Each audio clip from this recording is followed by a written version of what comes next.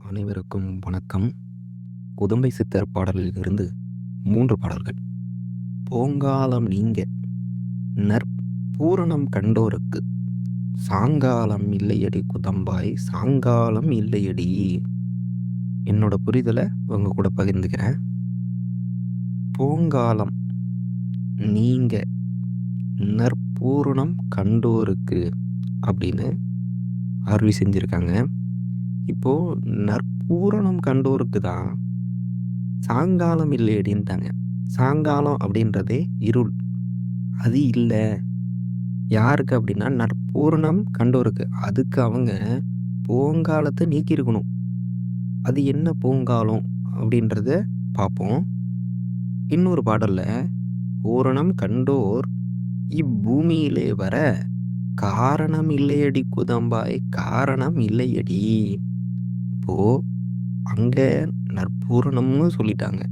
இங்க பூரணம் கண்டோருக்கு இந்த பூமியில வர காரணம் இல்லை. அப்போ அவங்க இன்னொரு பூமியில இருக்காங்க அப்படின்றத இங்க தெள்ள தெளிவா கொடுக்குறாங்க. இந்த பூமிக்கு அவங்க வரவே மாட்டாங்க அப்படின்றதையும் தெள்ள தெளிவா சொல்லிட்டாங்க. ஆனா அவங்க பூரணத்தை கண்டிருக்கணும், போங்காலத்தை நீக்கியிருக்கணும்.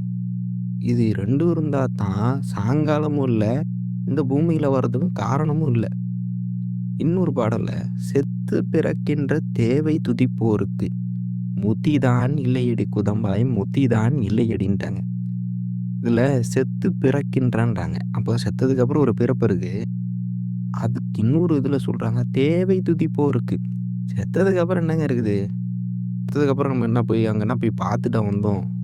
அதெல்லாம் ஒரு வாழ்க்கையும் இல்லை. நம்ம இந்த வாழ்க்கை மட்டும்தான் இது அப்படின்ற இந்த எண்ணம் இந்த தேவை துதிப்போருக்கு முத்தியே கிடையாதா?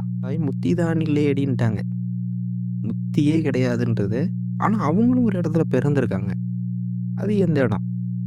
அதுவும் இங்க ஒரு கேள்விதான். அனைவருக்கும் நன்றி.